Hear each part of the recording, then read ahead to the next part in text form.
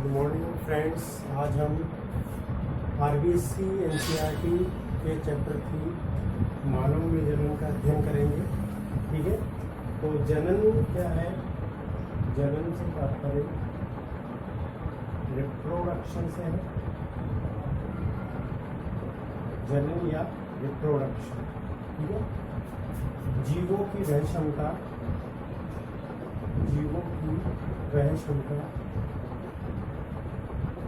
जिसमें वह अपने समान संतति को उत्पन्न करता है। अपने समान संतति उत्पन्न करता है, जनन कहते हैं।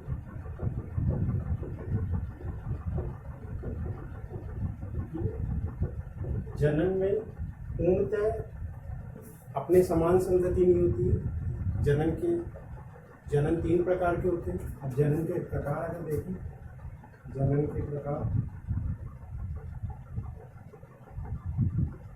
के प्रकार में मोस्टली जनन के 3 प्रकार हैं। पहला है अलैंगिक जनन, दूसरा है लैंगिक जनन,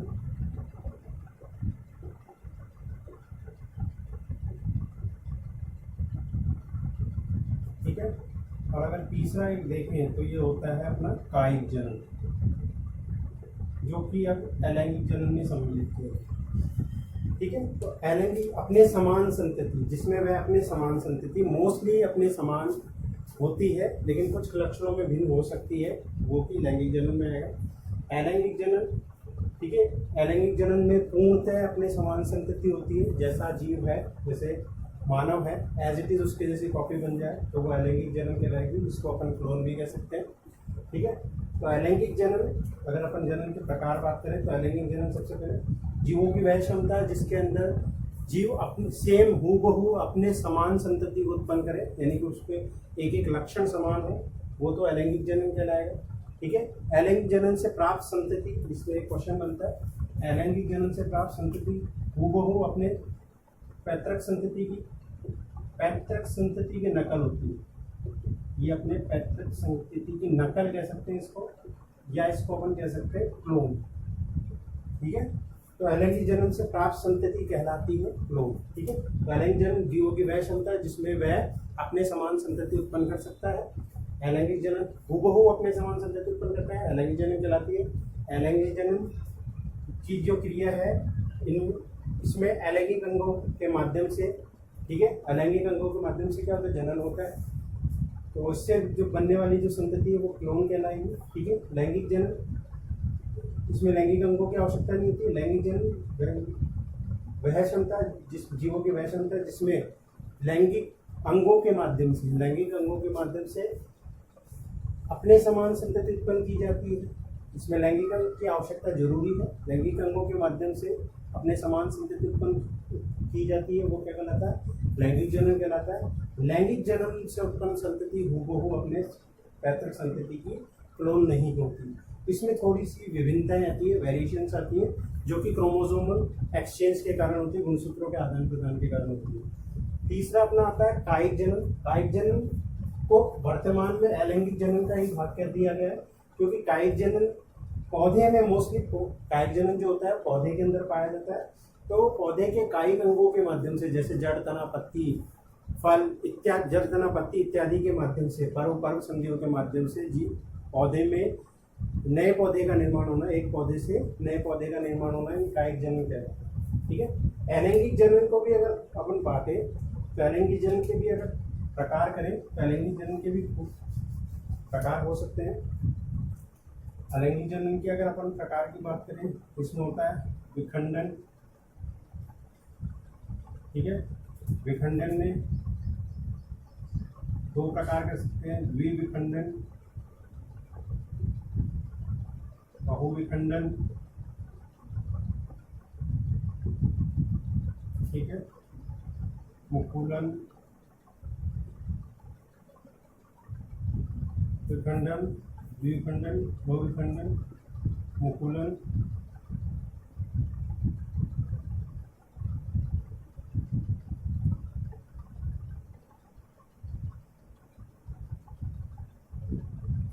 खंडन, फ्रैगमेंटेशन, स्पोरोजेनेसिस,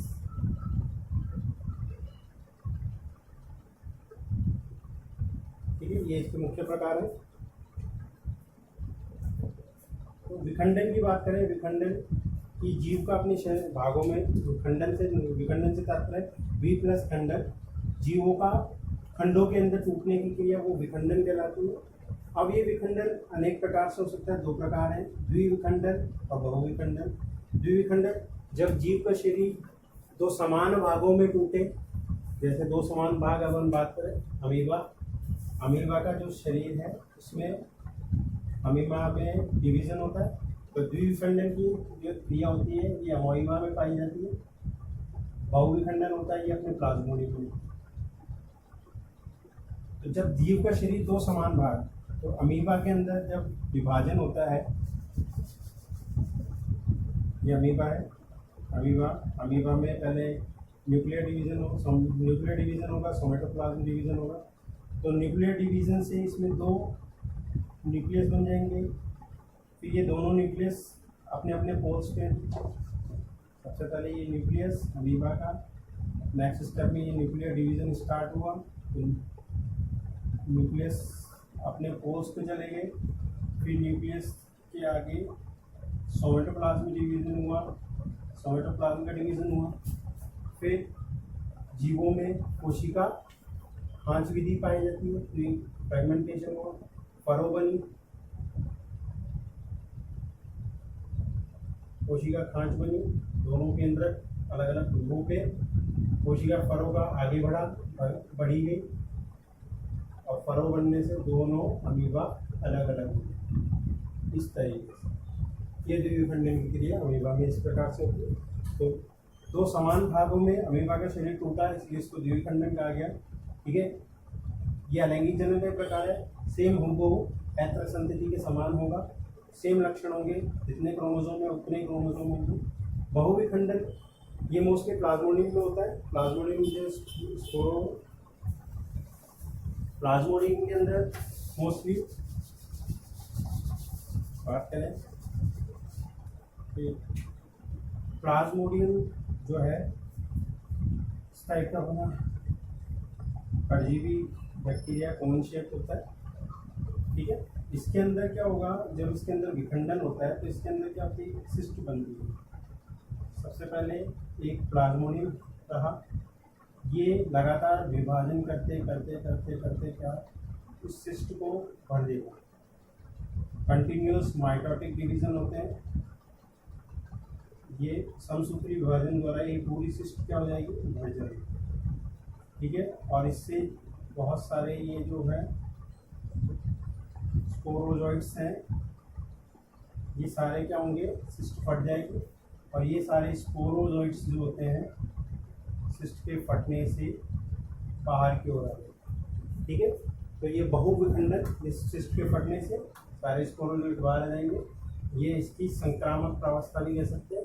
अमीबा की संक्रामक प्रावस्था जो होती है, प्लाज्मोडियम की जो संक्रामक प्रावस्था होती है वो क्या कहलाती है, स्पोरोजॉइट मानव के अंदर, ठीक है। ये हो गया अपना। फिर आता है अपने बडिंग,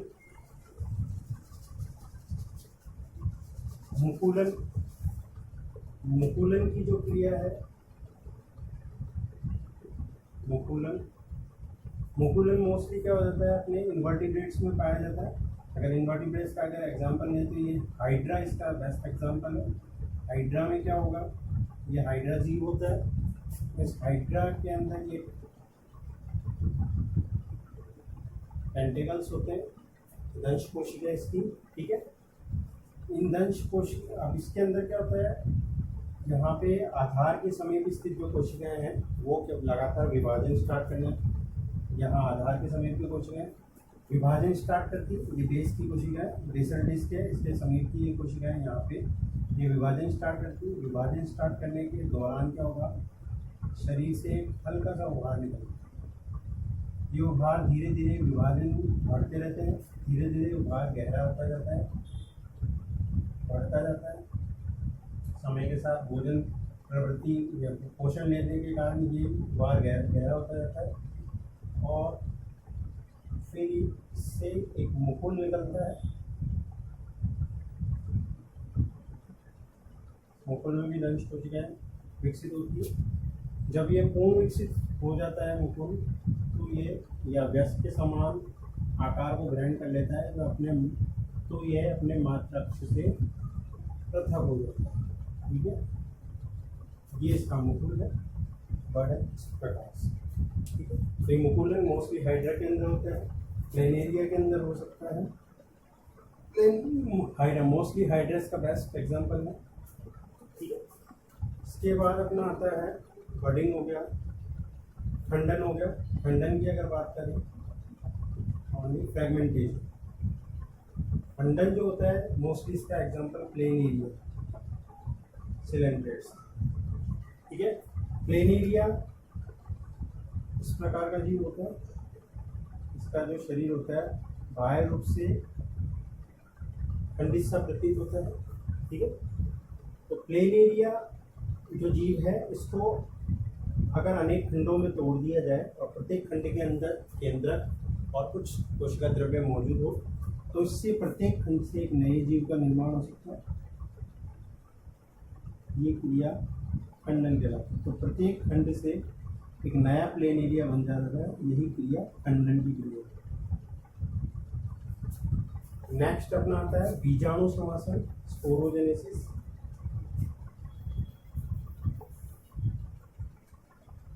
बी की बात करें, स्पोरोजेनेसिस। इसमें स्पोर्स बनते हैं,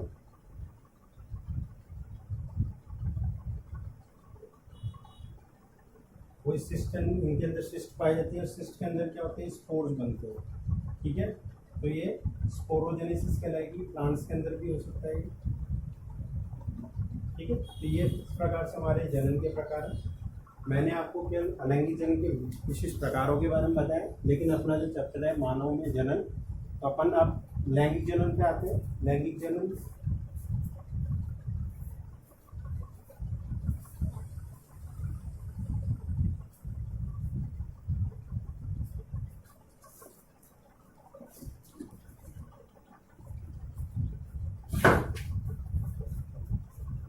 नेक्स्ट टॉपिक है अपना लैंगिक जनन। ये अलैंगिक जनन था। नेक्स्ट टॉपिक है अपना लैंगिक जनन।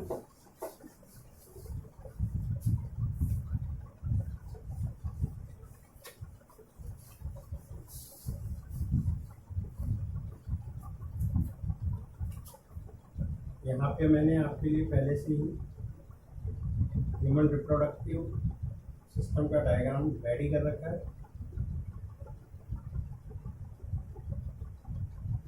जो कि आपको ब्लैक बोर्ड पर प्रदर्शित हो रहा है।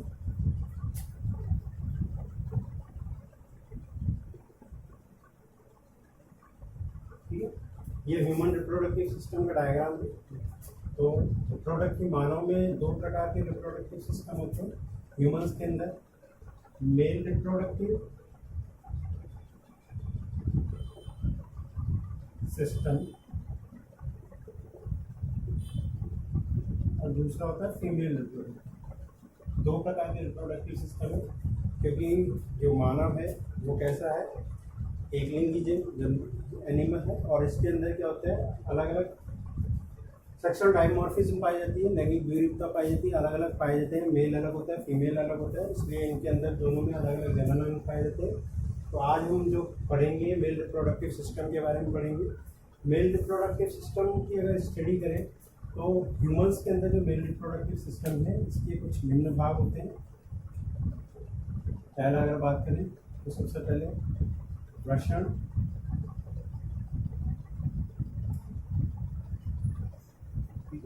टेस्टिस, शुक्रजनक नलिका,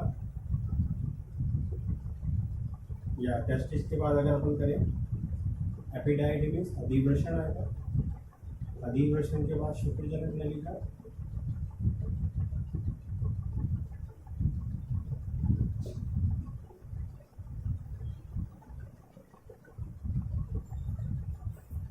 यूरिनरी ब्लैडर, या इसको यूरिथ्रा भी कह सकते हैं, यूरिथ्रा, यूरिथ्रा कर देते हैं यूरिथ्रा। फिर इसके बाद अपना आएगा एनिस या शिशु।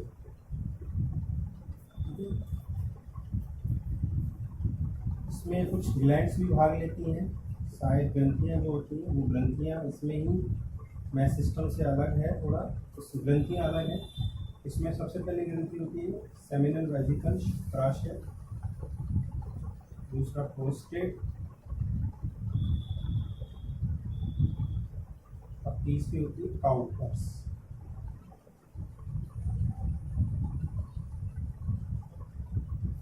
तो ये इसके प्राइमरी ऑर्गन्स होते हैं, प्राइमरी रिप्रोडक्टिव ऑर्गन्स है, ये सेकेंडरी रिप्रोडक्टिव ऑर्गन्स है। मोस्टली ऑर्गन्स में कहते हैं ग्लैंड्स होती हैं, तो इसमें ग्लैंड्स को संभालित करते हैं। तो प्राइमरी जो रिप्रोडक्टिव ऑर्गन है मेल्स के अंदर होता है टेस्टिस। ये मेल रिप्रोडक्टिव सिस्टम का डायग्राम है, यहाँ पे अपना दे रखा है। ये जो टेस्टिस है ये टेस्टिस है, गिवन है यहाँ पे, ये टेस्टिस है। टेस्टिस के ऊपर ये रेड कलर का है, ये अपना एपिडिडाइमिस। एपिडिडाइमिस के 3 भाग होते हैं, शीर्ष, मध्य और कुछ। कैपट, कॉर्पस और कॉडा एपिडाइडिमिस इस प्रकार से है। सेमनीफरस ट्यूब्यूल शुक्रजनक नलिकाएं, ये सेमनीफरस ट्यूब्यूल जिसको वास डिफरेंस कहते हैं, सॉरी सेमनीफरस ट्यूब्यूल शुक्र नलिका, शुक्रजनक नलिका नहीं, शुक्र नलिका या वास डिफरेंस, इसको वास डिफरेंस कहेंगे। इंग्लिश थोड़ा प्रेफर करें, वास डिफरेंस। तो वास डिफरेंस, ये अपनी वास डिफरेंस हो जाएंगे। फिर आएगा यूरिथ्रा, यूरिथ्रा इसको मूत्र मार्ग कहते हैं हिंदी में, और पेनिस सेशन भी आ जाएगा, ठीक है। ये इसमें इसके स्क्रॉटल सैक कहलाते हैं, स्क्रॉटल सैक या वृषण कोश। जो वृषण होते हैं तो इसको अलग से पॉइंट नहीं पढ़ाते हैं, स्क्रॉटल सैक जो है ये अलग से पॉइंट नहीं आएगा। स्क्रॉटल सैक वृषण के साथ ही इसको स्टडी किया जाता है, ठीक है। फिर शुक्राशय, ये अपना सेमिनल वेसिकल शुक्राशय हो गया। प्रोस्टेट ग्रंथियाँ ये 5 फालित होती है, 1 2 3 4, तो लोग पीछे की ओर होती है। और काउपर्स ग्रंथियाँ ये यूरिथ्रा के मध्य में लगी होती है, इसके साथ जो होते हैं पेनिस में आते हैं, ठीक है। अब अपन जो है टेस्टिस के बारे में स्टडी करेंगे। टेस्टिस जो है मानव का प्राइमरी रिप्रोडक्टिव ऑर्गन होता है, प्राथमिक जो रिप्रोडक्टिव ऑर्गन टेस्टिस कहलाता है। मानव के अंदर जो एक जोड़ी टेस्टिस होते हैं जो कि उदर गुहा में बाहर की ओर लटके हुए होते हैं, एक्स एब्डोमिनल कंडीशन में होते हैं। एक्स एब्डोमिनल कंडीशन में होने से तात्पर्य क्यों है, एक्स एब्डोमिनल ये हम भ्रूणीय अवस्था में जब 7वां मंथ होता है प्रेगनेंसी का मेल की, तो फीमेल की जो प्रेगनेंसी में 7वें मंथ में अगर उसके बच्चा अगर बेबी है, मेल बेबी है, तो 7वें मंथ के अंदर ये जो है वृषण है ये उदरीय से बाह्य उदरीय अवस्था में आ जाता है, ठीक है। तो कुछ पुरुषों के अंदर ये जो है वृषण है उदरीय भी हो जाते हैं, जिसको क्रिप्टोकाइडिज्म कंडीशन या क्रिप्टोगोनिडिज्म कंडीशन कहलाते हैं। ये मोस्टली इनमें क्या होता है, शरीर के अंदर ही वृषण रह जाने के कारण क्या होते हैं, इनके जो शुक्राणु है पूर्ण रूप से परिपक्व नहीं हो पाती, ठीक है। इसलिए इनमें क्या होता है, नपुंसकता की कंडीशन हो जाती है। तो ये अपन रोगों में पढ़ेंगे। वृषण, तो एक जोड़ी वृषण मानव में क्या होते हैं, 1 पेयर होते हैं, एक जोड़ी होते हैं, जो कि क्या होता है एक्स एब्डोमिनल होते हैं, बाह्य उदरीय अवस्था होती है। बाह्य उदरीय अवस्था इसलिए, और बाह्य उदरीय कौन सी अवस्था में आते हैं, प्रेगनेंसी के 7वें मंथ में एग्जैक्ट में। ये क्वेश्चन बन सकता है कौन से मंथ में होता है, 7वें मंथ में। तो वृषण में जो वृषण है बाह्य उदरीय अवस्था में क्या होते हैं, वृषण कोशों में स्थित होते हैं। ये स्क्रॉटल सैक के अंदर पाए, और स्क्रॉटल सैक के अंदर ये वृषण कोशों के अंदर क्या होते हैं, जो लगे रहते हैं, एक रचना होती है जिसको कहते हैं अपन गुबर्णकुलम। ये जो रचना है इसका नाम गुबर्णकुलम है। इस गुबर्णकुलम के द्वारा ये स्क्रॉटल सैक के अंदर स्थिर रहते हैं। स्क्रॉटल सैक को अगर अपन बाहर से देखें तो इसमें एक मध्य मीडियन अवस्था होती है, जिसको अपन कहते हैं रैफी। बाहर से ये रैफी प्रदर्शित होता है, ठीक है। और अंदर की तरफ ये जो है हमारे जो ब्रशन है इस प्रकार से गुदन ये हमारे लगे रहते हैं, तो इसको गुबर्णकुलम इसको स्थिर रखती है, इसकी अवस्था में बनाए रखती है। इसके अलावा वृषण कोशों के अंदर दो पेशियां पाई जाती हैं।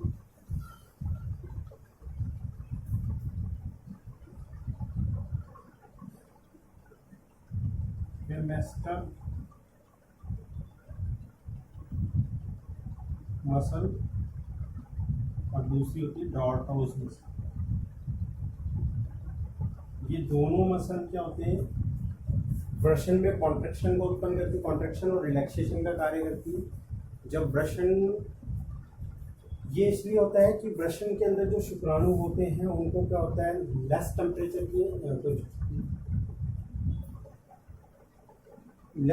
इनको टेम्परेचर की जब आवश्यकता होती है तो डॉर्टस और फेमेस्टर मसल में कॉन्ट्रैक्शन होते हैं, तो ये क्या हो जाते हैं, वृषण शीतल ऋतु के अंदर क्या होते हैं हमारे, क्या होता है, कॉन्ट्रैक्ट हो जाते हैं और शरीर के जो बॉडी से टेम्परेचर लेके क्या होता है, मैच्योरेशन होता रहता है।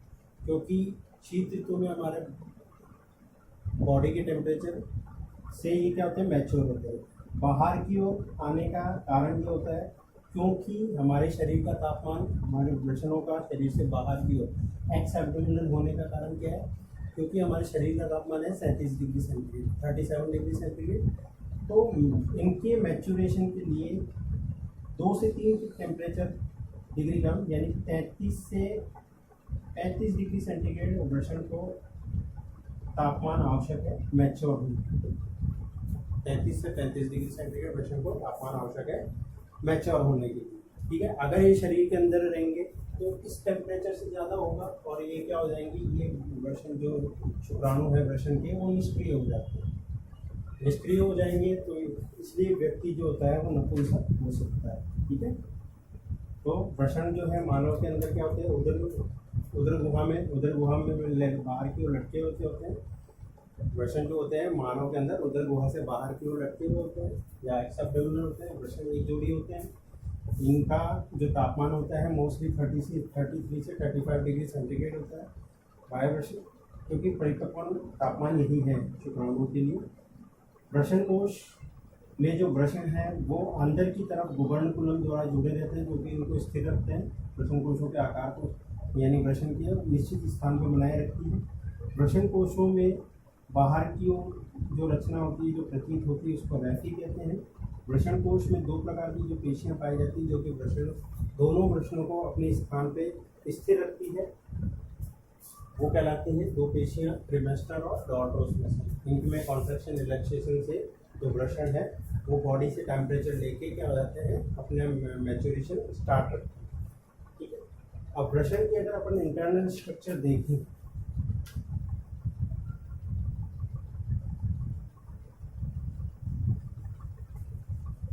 अगर हम वृषण की इंटरनल अगर टीएस काटें, अपन एक वृषण की टीएस काटें तो अपन को टीएस में इस प्रकार की रचना दिखाई देती है। This is the TS of, बहुत सारी हो सकती है, 2 से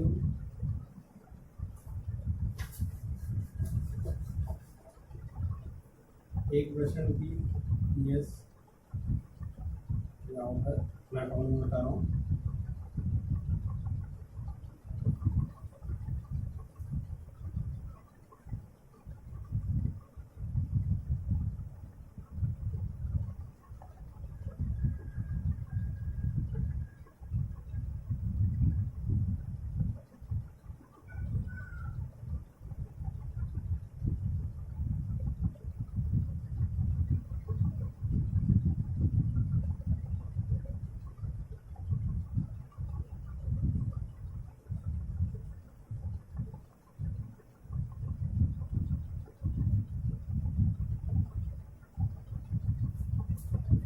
प्रत्येक वृषण के अंदर 200 से 250 जो लोब्स पाई जाती है, 200 से 250 लोब होती है। ये मेडिस्टीन टेस्टिस से वृषण जो होता है 2 भागों में बटा होता है। ये मेडिस्टीन टेस्टिस है मध्य के, इनसे दो भागों में बटा होता है। बाहर की ओर जो होता है वो लार्ज चैम्बर होता है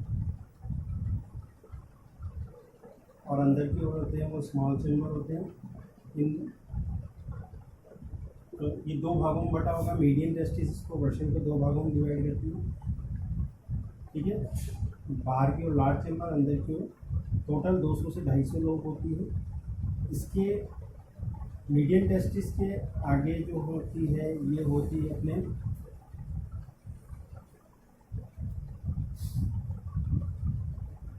रैटे टेस्टिस कहते हैं इनको, रैटे टेस्टिस, ठीक है। एक सेमिनिफरस ट्यूब्यूल के अंदर 200 से 250 है। एक सेमिनिफरस में 2 से 3 प्रत्येक वर्षन से 2 से 3 सेमिनिफरस ट्यूब्यूल पाई जाती है। तो टोटल एक टेस्टिस के अंदर 750 तक सेमिनिफरस ट्यूब्यूल है। एक जो टेस्टिस है उसमें 750 तक सेमिनिफरस ट्यूब्यूल है, ठीक है। ये सेमिनिफरस ट्यूब्यूल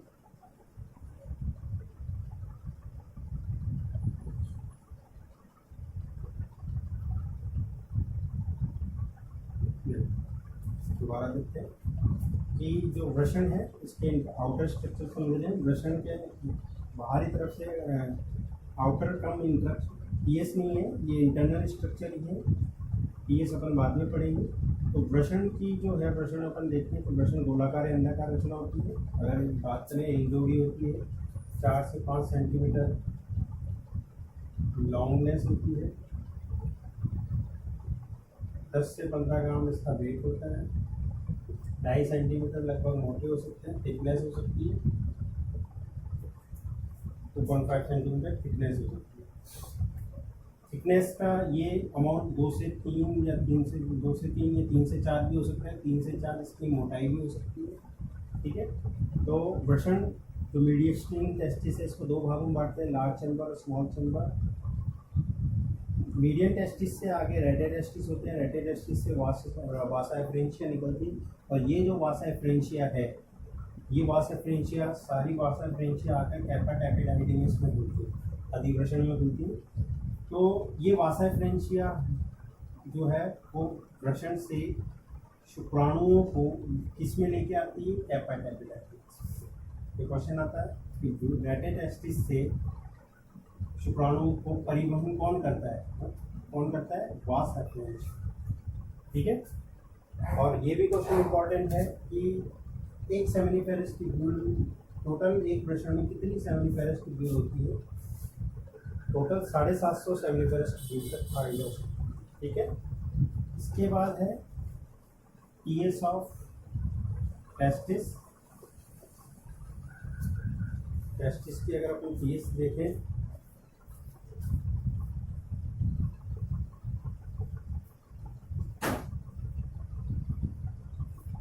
तो टेस्टिस की पीएस में इस प्रकार की रचना होती है।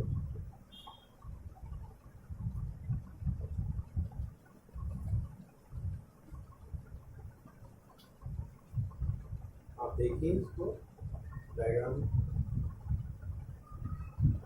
बना रखा है, इसी से समझने की अपन कोशिश करेंगे। कुछ भी अगर आपको कुछ लगता है कि इसमें कुछ इंग्लिश टर्म ज़्यादा यूज होगी तो आप मोस्टली इंग्लिश टर्म को यूज़ करने का प्रयास करें, ठीक है।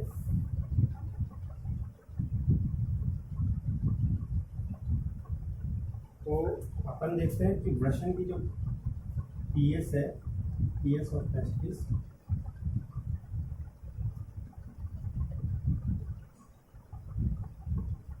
तो एक वृषण की पीएस में बहुत सारी सेमिनिफेरस ट्यूब्यूल होती हैं, ठीक है। तो ये सेमिनिफेरस ट्यूब्यूल है, उन पे लेयरिंग होती है।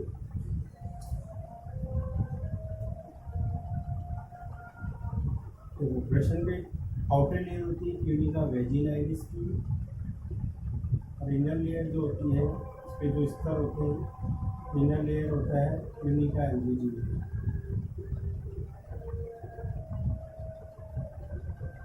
ट्यूनिका वेस्कुलोसा भी कह सकते हैं इसको। अब ये सेमिनिफेरस ट्यूब्यूल, इसको कहते हैं सेमिनिफेरस ट्यूब्यूल शुक्रजनक नलिका, ये प्रश्न की फंक्शनल यूनिट कार्यात्मक इकाई, ये प्रश्न की कार्यात्मक इकाई कहलाती है।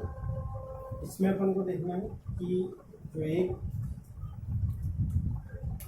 इसमें समान आकार की कोशिकाएं पाई जाती है। कुछ कोशिकाएं आकार में वृद्धि प्रदर्शित करती हैं,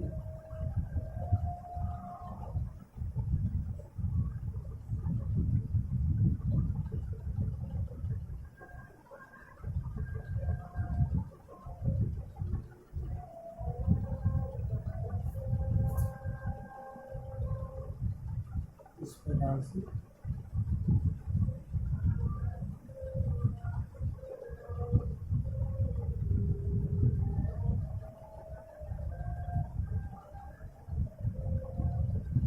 ये एक सेमीफेर स्टूल का डायग्राम मैंने आपके लिए बनाया। तो वृषण के अंदर ये जो कोशिकाएं हैं अंदर की, इनको कहते हैं जर्मेनियम एपिथेलियम। जननी उपकला कोशिका स्तर होता है। इसके इनमें से कुछ कोशिकाएं जो होती हैं वो आकार में वृद्धि कर देती हैं, इनको कहते हैं सर्टोली सेल्स। इनके मध्य सेमिफेरस ट्यूब्यूल के मध्य कोशिकाओं के कुछ समूह पाए जाते हैं जिनको अपन कह सकते हैं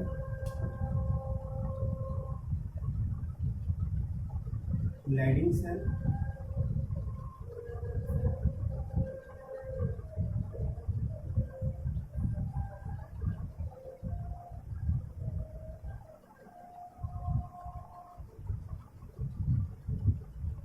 ब्लीडिंग सेल्स और इंटरस्टिशियल सेल। लैडिंग सेल और इंटरस्टिशियल सेल, ठीक है। लैडिंग सेल का जो वर्क है मोस्टली है टेस्टोस्टेरोन का सिक्रेशन। ये एक नर हार्मोन होता है जो कि नर के प्राथमिक लैंगिक लक्षणों को विकसित करता है। सर्टोली सेल से भी हार्मोन सीक्रेट होते हैं जिनका नाम इनहिबिन और ए एंड्रोजन बाइंडिंग प्रोटीन ABP, ठीक है। ये दो चीज़ सीक्रेट करता है, इनहिबिन और एंड्रोजन बाइंडिंग प्रोटीन, ठीक है। पीएस में दो स्तर होते हैं। सबसे बाहरी स्तर जो होता है ट्यूनिका विजिलाइटिस होता है, इसको यूनिकंचुक कहते हैं। आंतरिक जो स्तर होता है जो कि संयोजी ऊतक का बना होता है, इसको ट्यूनिका अल्बुजिनिया या ट्यूनिका फिब्रोसा भी कहते हैं या वेस्कुलोसा भी कहते हैं। इन स्तरों के नीचे जो होते हैं अनेकों, मैंने बताया आपको 750 जो है अपने पास एक प्रश्न में कितनी सेमिफेरस ट्यूब्यूल होती है, 750 के लगभग। तो ये जो सेमिफेरस ट्यूब्यूल है प्रश्न की संरचनात्मक क्रियात्मक इकाई होती है, क्योंकि इसी से क्या होता है वृषण के अंदर शुक्राणु का निर्माण, इसी के अंदर शुक्राणु का निर्माण होता है। तो शुक्राणु कार्य फंक्शन करता है, इसलिए इसको क्रियात्मक इकाई कहते हैं। वृषण की अगर बात करें तो सेमिफेरस ट्यूब्यूल इसकी क्रियात्मक इकाई होगी। क्रियात्मक इकाई के अंदर कोशिकाओं का एक समान स्तर पाया जाता है जिसको क्या कहते हैं जननिक उपकला स्तर या जर्मेनियम एपिथेलियम स्तर। जर्मेनियम एपिथेलियम स्तर की ही कुछ कोशिकाएं अधिक पोषण विकसित कर या अधिक पोषण ग्रहण कर आकार में वर्धित हो जाती है या दीर्घित हो जाती है। इन कोशिकाओं को कहते हैं सर्टोली सेल या नर्स कोशिका या सब टेंटाकुलर सेल। इनके तीन नाम है, सर्टोली सेल, नर्स कोशिका या सब टेंटाकुलर सेल। तीन नामों से इसको जाना जाता है। मैंने नाम लिखे नहीं है। तो सर्टोली सेल, नर्स सेल क्योंकि नर्स का कार्य करती है, और सब टेंटाकुलर सेल, ठीक है। इससे दो हार्मोन साबित होते हैं, इनहिबिन और एंड्रोजन बाइंडिंग प्रोटीन, ठीक है। ये अपन बाद में विस्तार से चर्चा करेंगे। सेमिफेरस ट्यूब्यूल के समूह के मध्य में कुछ विशेष आकार की कोशिकाएं पाई जाती हैं, गोलाकार आकृति की कोशिकाएं पाई जाती हैं जिनको अपन कहते हैं लीडिंग कोशिका या अंतराली कोशिका। इन अंतराली कोशिकाओं से हार्मोन साबित होता है या इंटरस्टिशियल सेल, इनसे हार्मोन साबित होता है टेस्टोस्टेरोन जो कि नर लैंगिक हार्मोन है। ये नर के अंदर जितने लैंगिक लक्षणों जैसे कि दाढ़ी मूंछों का आना, आवाज़ का भारीपन होना, स्कंधों का चौड़ा होना, आवाज़ में भारीपन, बालों का, शरीर में बालों का आना, द्वितीयक अंगों का विकास, ठीक है, इन लक्षणों को प्रेरित करता है। भुजाओं का विकसित होना इत्यादि लक्षणों को विकसित करता है, ठीक है। सर्टोली सेल की बात करते हैं। इनहिबिन ये हार्मोन है, ये इनहिबिन हार्मोन क्या करता है, FSH hormone, follicle stimulating hormone, जो कि पीयूष के, अगर पीयूष से स्रावित होता है, एफएसएच हार्मोन के सीक्रेशन को मंद करता है, जिससे क्या होता है, अनेक फॉलिकल्स का निर्माण नहीं हो, ठीक है। एंड्रोजन बाइंडिंग प्रोटीन, ये एंड्रोजन बाइंडिंग प्रोटीन की क्या होती है, ये एफएसएस की सीक्रेशन को, इनहिबिन और एंड्रोजन बाइंडिंग प्रोटीन दोनों ही एफएसएस की सीक्रेशन को कम करके शुक्राणु के निर्माण में सहायक होती है, ठीक है। ये अपना टेस्टिस की इंटरनल स्ट्रक्चर हो चुकी है। वृषण की आंतरिक जो है अपना आंतरिक जो संरचना है वो कंप्लीट है। इसमें से कोई भी अगर क्वेश्चन आपको नहीं समझ में आता है आप पूछ सकते हैं। तो वृषण के बाद अपना दूसरा जो टॉपिक आता है, वृषण के बाद अपन ने अधिवृषण लिया था। अधिवृषण जो है इसके भी दो स्तर होते हैं।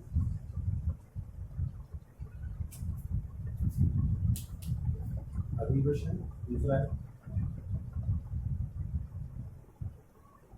अधिवृषण,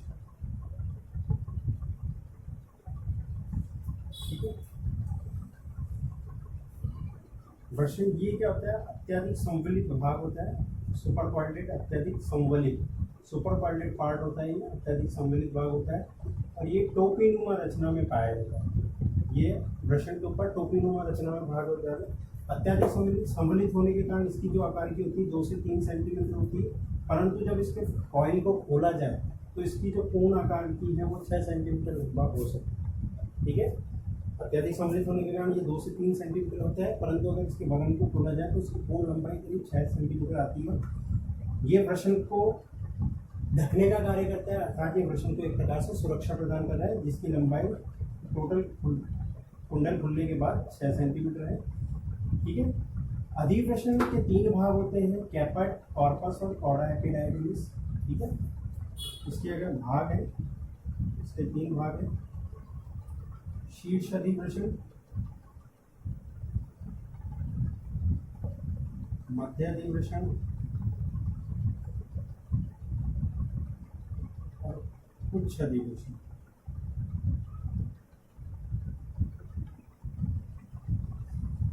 शीर्ष अधिवृषण को अपन कह सकते हैं कैपट एपिडाइडिमिस, कॉर्पस, मध्य को कॉर्पस एपिडाइडिमिस और कुछ को कॉडा एपिडाइडिमिस, ठीक है।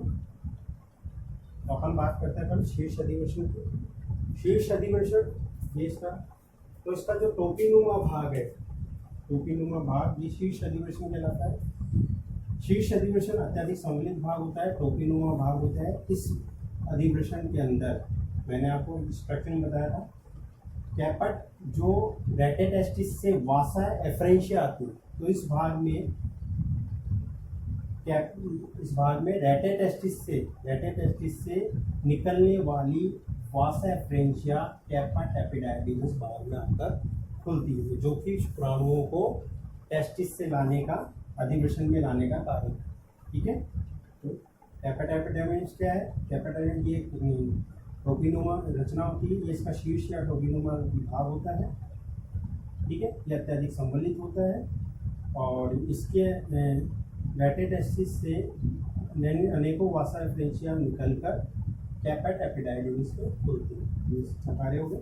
मध्य अधिवृषण कॉर्पस एपिडाइडिमिस, कैपट एपिडाइडिमिस और कॉडा एपिडाइडिमिस के मध्य का भाग कॉर्पस एपिडाइडिमिस। शीर्ष अधिवृषण का अगर अन्य नाम की बात करें तो इसको ग्लोबस मेजर कहते हैं, ग्लोबस मेजर कहते हैं, और कॉडा को ग्लोबस माइनर कहते हैं। ये इसके अन्य नाम भी हैं जिनसे आप परिचित हो सकते हो। तो कॉर्पस एपिडाइडिमिस की बात करें कि कैपट एपिडाइडिमिस और कॉडा एपिडाइडिमिस के मध्य का भाग है, ठीक है। उच्च अधिवृषण, उच्च अधिवृषण की बात करें,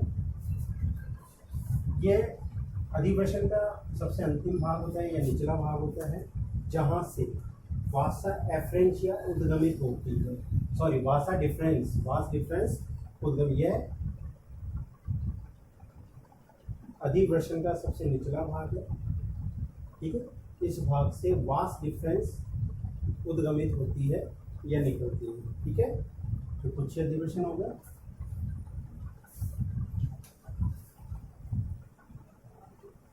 कुछ अधिवेशन के बाद अपना, इसके अधिवेशन के बाद अपना था यूरिथ्रा, तीसरा पॉइंट था यूरिथ्रा।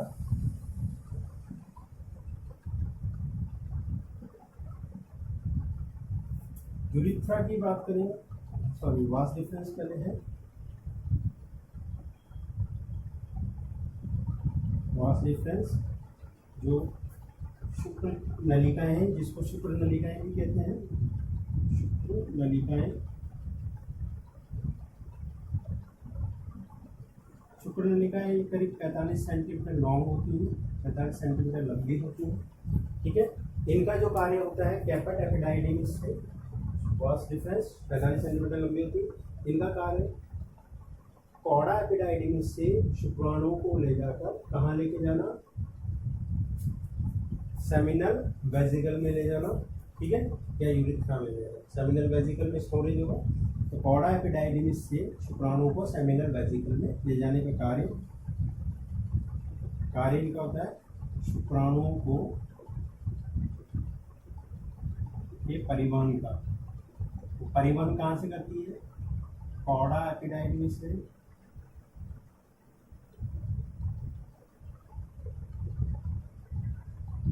सेमिनल वेजिकल, ठीक है। वास डिफरेंस इनका कार्य, और वास डिफरेंस की जो इनर वॉल होती है वो क्या होती है, सीलिएटेड होती है। ये उनके क्वेश्चन आता है। सो इनर वॉल सीलिएटेड होने से इनमें क्या होता है, मूवमेंट होती है, सीलियरी मूवमेंट होती है। इससे क्या होता है, ये मूवमेंट सीलिएटेड होती है, मूवमेंट, तो ये स्पर्म को मोमेंटम प्रोवाइड करती है। स्पर्म मूवमेंट इसमें इजीली होता है वास डिफरेंस की, बिकॉज इसकी जो इनर वॉल होती है सीलिएटेड होती है, इसके कारण ही स्पर्म इजीली क्या होते हैं, वास डिफरेंस में मूवमेंट कर लेते हैं, ठीक है। इसके अलावा इसमें टैंकोल लाइक होता है, इसमें क्या होता है, टेल भी होती है, तो वो दोनों पार्ट है। ये भी इसको एक इफेक्ट यानी फास्ट मूवमेंट करने में इसको क्या होती है, सहायता प्रदान करती है हमारे स्पर्म, ठीक है। वास डिफरेंस क्योंकि ये इनर सीलिएटेड होती है तो इजीली इसका मूवमेंट हो जाता है, ठीक है। इसके बाद अपन बात करें, वास डिफरेंस हो गया। वास डिफरेंस के बाद अपन बात करें तो अपना आता है यूरिथ्रा, इसको कहते हैं यूरिथ्रा। तो मेल्स के अंदर यूरिथ्रा पाया जाता है, फीमेल्स में मोस्टली यूरिथ्रा एब्सेंट होता है। तो मेल्स के अंदर अगर बात करें, यूरिथ्रा के 3 भाग होते हैं। जो यूरिथ्रा होता है, तो यूरिथ्रा के 3 भाग हैं ह्यूमंस के अंदर। ये प्रोस्टेटिक यूरिथ्रा, प्रोस्टैटिक,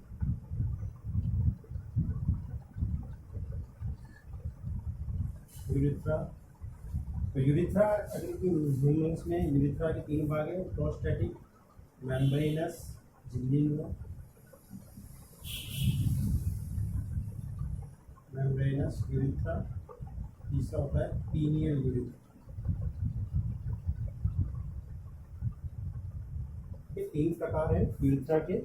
तो यूरिथ्रा जो होता है ये नलिकाकार या थैलेनुमा रचना होती है। यूरिथ्रा जो होती है थैलेनुमा रचना है या नाशपतिनुमा रचना, जैसे अपने प्रोस्टेटिक ग्लैंड होती है उसकी अंडाकार या थैलेनुमा रचना होती है।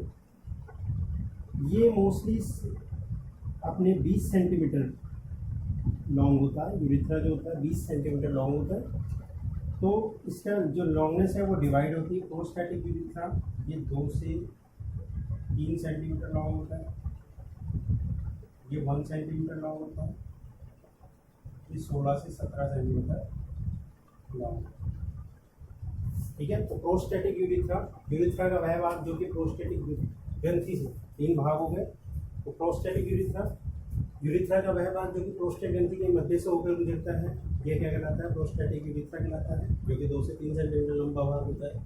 प्रोस्टेट ग्रंथि ये वाला भाग है prostatic urethra. Membranous urethra, prostatic urethra से नीचे की ओर 1 सेंटीमीटर लंबा जो भाग होता है वो क्या होता है, मेम्ब्रेनस यूरिथ्रा होता है।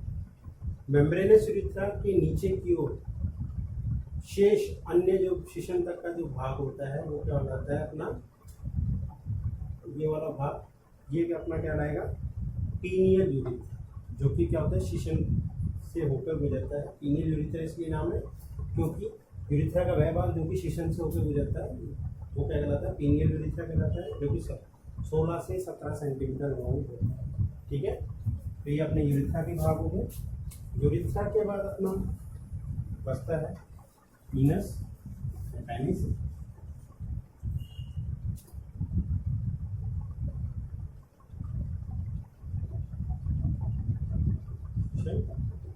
ये जो होता है मेल कॉपुलेटरी ऑर्गन है।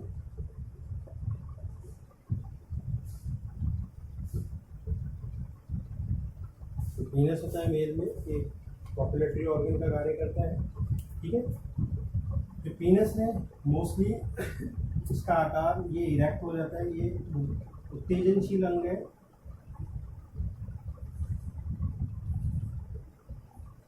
ठीक है, उत्तेजनाओं के कारण, यानी कि ये जो है हमारे ऑटोनोमस सिस्टम से, स्वायत्त तंत्रिका तंत्र से कंट्रोल होता है।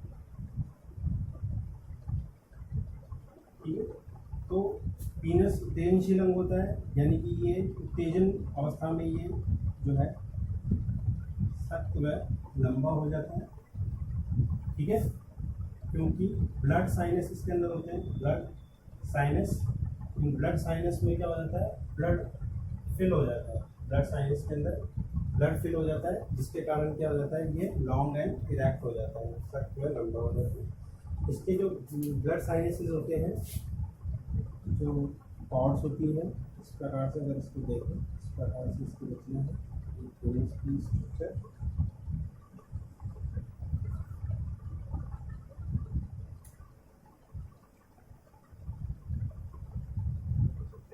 ये कॉर्पस कैवर्नोसा, इसको कहते हैं कॉर्पस कैवर्नोसा, और इसको कहते हैं कॉर्पस। ये दो रज्जुओं से मिलकर बना होता है, दो रज्जु होते हैं जिनको कहते हैं कॉर्पस कैवर्नोसा। एक रज्जु होता है इसको कहते हैं कॉर्पस स्पॉन्जियोसम। कॉर्पस स्पॉन्जियोसम के मध्य होता है यूरिथ्रल कोड, ये जो है यूरिथ्रल कोड कॉर्पस स्पॉन्जियोसम के मध्य होता है। ये जो अनुलंब रज्जु होते हैं जो कहते हैं कॉर्पस कैवर्नोसा रहते हैं, और एक इसके ऊपर एक रज्जु और होता है जिसको कहते हैं कॉर्पस स्पॉन्जियोसम। इस कॉर्पस स्पॉन्जियोसम के अंदर क्या होता है, यूरिथ्रल कोर होता है। ठीक है, तो इन ब्लड साइनसेस के अंदर क्या होता है, रक्त भर जाने के कारण ये लॉन्ग एंड इरेक्ट हो जाता है। ठीक है, और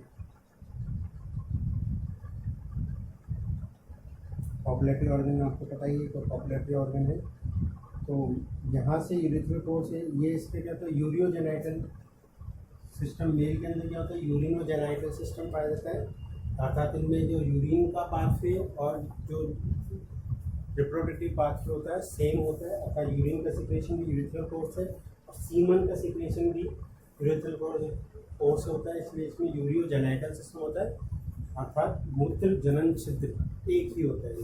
ठीक है, तो इसकी जब उनमें कॉइटस होता है, मेल फीमेल के मध्य जो कॉइटस होता है, कॉइटस के दौरान जो द्रव्य सीक्रेट होता है, इनका जो लिक्विड सीक्रेट होता है, that is known as the semen. तो सीमन है यूरिथ्रल कोर से सीक्रेट होता है। ठीक है, ये हो गया अपना मेल रिप्रोडक्टिव सिस्टम हमारा मोस्टली कंप्लीट है। अपने स्ट्रक्चर पढ़ ली। अब अपनी मोस्टली आती है अपनी ग्लैंड्स। अब हम पढ़ेंगे इसमें जो ग्लैंड्स अपन ने छोड़ दी है वो ग्लैंड्स अपन स्टडी करेंगे। पहली ग्लैंड अपनी आती है सेमिनल वेसिकल, या इसको कहते हैं शुक्राशय। ठीक है, शुक्राशय ये थैलेनुमा रचना होती है। ठीक है, नाम से प्रतीत हो रहा है शुक्राशय। शुक्राशय नाम से प्रतीत है, शुक्र के लिए आशय। ठीक है, यानी शुक्राणुओं के लिए आशय, अर्थात शुक्राणु संग्रहण का कार्य। इसका जो कार्य होता है शुक्राणु संग्रहण के लिए होता है। मैक्सिमम जो है इसमें जो शुक्राणु है सक्रियता प्रदान करता है शुक्राणु को। अधिकतम संग्रहण जो होता है इसमें शुक्राणुओं का 1 महीने के लिए अधिकतम संग्रहण होता है। शुक्राणु में सक्रियता प्राप्त होती है क्योंकि शुक्राशय से शुक्र तरल सीक्रेट होता है। शुक्र तरल जिसको अपन वीर्य या सीमन कहते हैं, और शुक्राशय सीमन का ये इसका 70% पार्ट शुक्र तरल वीर्य है, इसका 70% भाग शुक्राशय निर्मित है।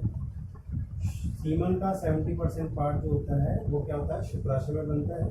ठीक है, सीमन का जो भाग है, सीमन में क्या क्या होता है, फ्रक्टोज शुगर होती है, प्रोस्टाग्लैंडिन्स होते हैं,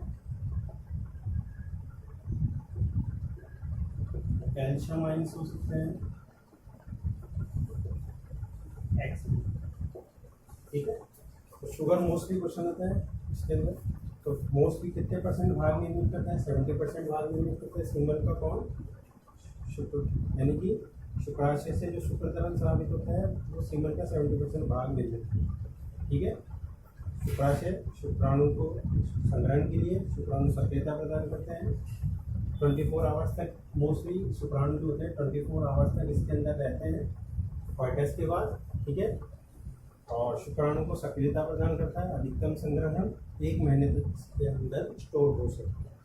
ठीक है, दूसरा अपना आता है प्रोस्टेट ग्लैंड, ये तो अपना होगा सेमिनल वेसिकल। दूसरा अपना आता है प्रोस्टेट ग्रंथि। प्रोस्टेट ग्लैंड, प्रोस्टेट ग्रंथि ये सिंघाड़ेनुमा ग्रंथि होती है। सिंघाड़ेनुमा आकार इसका होता है, सिंघाड़ेनुमा ट्रापा शेप होती है। तो प्रोस्टेट ग्रंथि ये 5 पाली होती है, 5 पालीवत होती है। ठीक है, डॉर्सल, एक dorsal lobe, ventral lobe, dorsal, ventral और लैटरल लोब्स होती हैं, जिसके अंदर 5 पाली होती है। डॉर्सल, वेंट्रल और लैटरल लोब्स होती है, 5 पालियों की रचना होती है। अर्थात ग्रंथि केवल एक ग्रंथि है। कई बुक्स में इसको दे रखा है एक जोड़ी। प्रोस्टेट ग्रंथि मानव के अंदर एक ही ग्रंथि होती है, वो 5 पालियों में बटी होती है। कुछ लोग इसको ऐसे कहते हैं कि इसकी प्रोस्टेट ग्रंथि एक जोड़ी होती है, ये जोड़ी नहीं होती कभी भी, इसकी पालियाँ होती है। पालियों के कारण विभक्त होने के कारण उसको जोड़ी में बताया जाता है, क्योंकि मोस्टली एक ही ग्रंथि, प्रोस्टेट एक ही ग्रंथि होती है।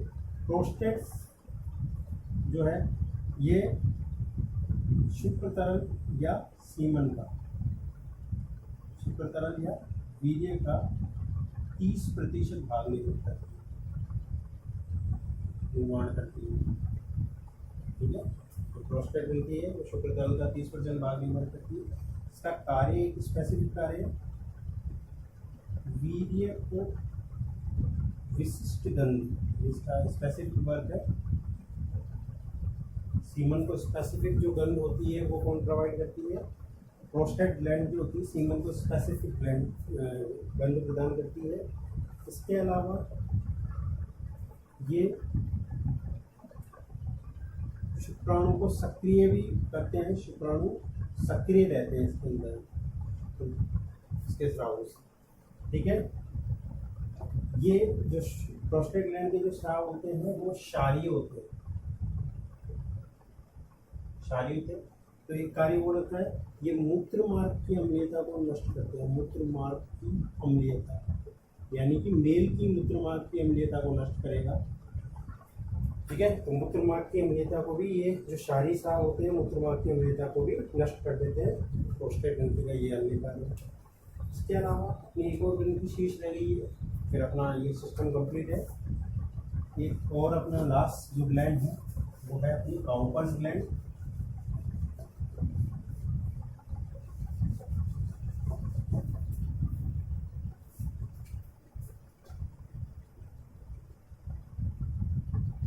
Cowper's gland. काउपर्स ग्लैंड की पोजीशन आपको दिख रही है। काउपर्स ग्लैंड यूरेथ्रा में अटैच होती है, जो कि प्रोस्टेट यूरेथ्रा के नीचे की होती है। ये एक जोड़ी होती है, जो दिख रहा है आपको, एक जोड़ी, एक इधर है, एक जोड़ी, तो जोड़ी में होती है। ये मेल्स में प्रेजेंट होती है, नर में पाई जाती है। ये मैथुन में सहायक, इसके जो स्राव होते हैं मैथुन में सहायक होते हैं, इसके स्राव,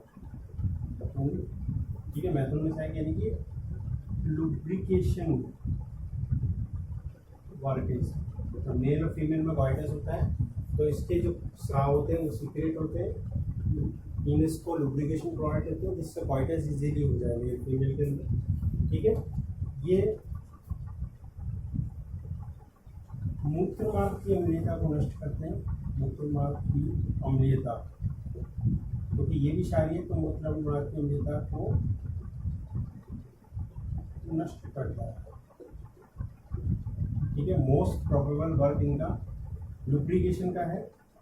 और ये जो मूत्र मार्ग की अम्लीयता है ये फीमेल्स के अंदर इसको कर देता है, क्योंकि अगर मान लो कॉइटस हो रहा है, तो कॉइटस में फीमेल में जो वेजाइनल कैविटी है, वेजाइना के अंदर अगर एसिडिटी ज़्यादा है तो क्या होता है, स्पर्म की जो इनएक्टिव हो जाएंगे, तो यहाँ से जो भी काउपर्स की जो सीक्रेशन जाएंगे फीमेल की वेजाइना में, पेनिस का इंसर्शन होगा, और वहाँ से जो भी जो स्पर्म्स हैं वो एसिडिक मीडियम में जाएंगे, तो यहाँ से ये अल्केनेटिक मीडियम को सीक्रेट करती है, और वहाँ से वो अल्केनिटी जो है वो उसकी एसिडिटी को डिस्ट्रॉय कर देगा, और स्पर्म का जो मूवमेंट है वो वेजाइना में इजीली होगा, ठीक है।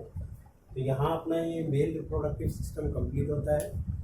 मेरे चैनल को अच्छे से अच्छे सब्सक्राइब करें, अगर अच्छा आपको लगा तो इसको लाइक करें, शेयर करें, कमेंट। धन्यवाद।